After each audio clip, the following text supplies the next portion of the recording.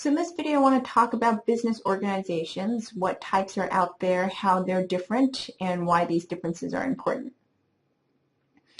So we'll start with business organizations. There's four main categories. There's proprietorships, which are businesses owned by one individual. There's partnerships, which are businesses owned by two or more individuals. And there's corporations, which is a legal entity that's separate from the owners and managers. And finally, there's hybrid forms, which combines the top three forms. Now, proprietorships and partnerships, the first two, have several advantages. So they're fairly easy to form. They're subject to few regulations, and there's no corporate income tax. But the disadvantage is that it's harder to raise capital as a proprietorship or partnership, and there's extremely high liability. So if the corporation goes bankrupt, essentially you are responsible for all of the debts.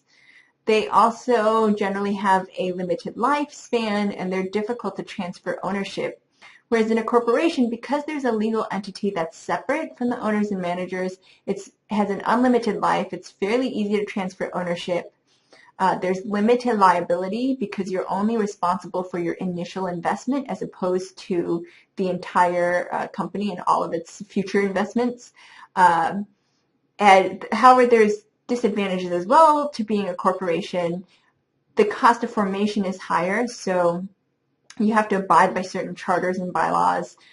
There's reporting requirements both at the state and federal level, and you have to pay corporate tax on investor-owned businesses. The hybrid form is probably the most common professional corporation, and it's actually used most often by individual clinicians, and it shares in the benefits and advantages, the advantages and disadvantages from both the proprietorship, partnership, and corporation. Now, even amongst these four forms of ownership, there's four forms of organizations. There's two forms of ownership, and one is for-profits and the other is not-for-profits. For-profits are businesses where investors can become owners by purchasing common stock. So once you purchase common stock, you then become a stockholder, and you have a certain amount of right of control and claim on the earnings that the company makes. Now, a for-profit corporation generally has no shareholders, so they're not responsible to any one clientele. They also receive tax exemptions, so there's no local property tax, there's no state or federal sales tax, there's no income tax. They can issue tax-exempt bonds, they can receive tax-exempt contributions. And the fact that they have these tax exemption benefits can be worth several $billion. So something that has been debated quite heavily in policy is whether these hospitals, these not-for-profit hospitals, should be required to provide certain charity services that are equal to the tax benefits that they receive. And I don't know if there's no one right answer to this. Historically, the IRS in 1956 had a criteria for not-for-profit hospitals that the hospital had to be operated to the extent of its financial ability for those who could not pay for services. So essentially, if someone showed up and couldn't pay for the service, a not-for-profit hospital was obligated to do everything it could within its financial ability. And then in 1969, the IRS loosened this criteria. So instead of providing care for anyone who couldn't pay for services, they started defining the criteria based on promoting health it didn't have to be for just people who couldn't pay. As long as you did things like health screenings or offered community education or basic research, you could still be classified as a not-for-profit. And then in 1983, the criteria was further loosened, and you didn't have to operate or offer an emergency room to be a not-for-profit corporation. And so we'll go into a little bit of the details between profit and not-for-profit on the next slide, but I just want to show you now the split between ownership types in the U.S. relative to other countries. So what you can see here is that the U.S. actually has a very high percentage of private not-for-profit hospitals. 60% of hospitals in the U.S., according to the Congressional Budget Office, are private not-for-profit hospitals. And nowhere in the rest of the world is that true. In Canada, 98% of hospitals are government-owned, and 0 are not-for-profit hospitals. Whereas in Germany, you see sort of a healthy split between government, private for-profit, and private not-for-profit hospitals. And so the distinction between a private and not-for-profit hospital becomes even more important in the U.S. given this type of split in ownership.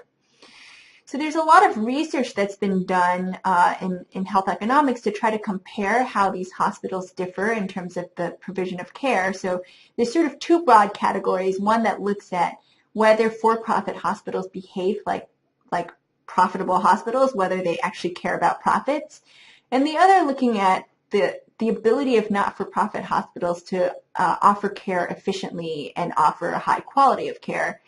And I think the evidence is still, it's still being developed. This is what we know so far, is that the difference in the level of uncompensated care between profit and not-for-profit hospitals is actually quite small.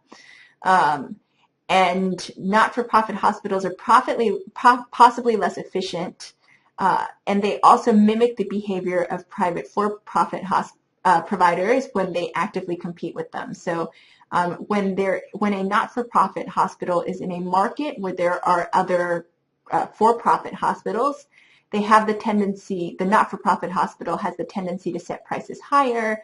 They have the tendency to behave like they're profit-driven. Now that said, which sort of paints a negative light on not-for-profit hospitals, we also know that not-for-profit hospitals generally charge lower prices. They're generally less reactive to reimbursement changes, so they respond less when you change the government-mandated payment rates, so for Medicaid and Medicare. And there's also no discernible evidence that there's any differences in quality of care or health outcomes. Regardless of whether you are a for-profit or a not-for-profit, all businesses have stakeholders, and stakeholders are people with a financial interest in the business. In for-profit hospitals, I think that's pretty obvious. These are your stockholders. So these are, as a manager, you're concerned about your stockholders because you want to keep them happy. For not-for-profit managers, you must satisfy your stakeholders as well, and your stakeholders will be people who give you donations, the community, maybe grant organizations who are funding you, maybe it's the government, but at the same time, the primary goal of a not-for-profit is not to satisfy, it's not necessarily, the focus is not necessarily on satisfying your stakeholder, but it's actually going to be driven by a mission statement which has something to do with service to community. So those are the main differences between a for-profit versus not-for-profit hospital, which again, remember, are 2 forms of ownership that can differ across different types of organizations, which we talked about are proprietorships, partnerships, corporations, and some hybrid form of these types of organizations.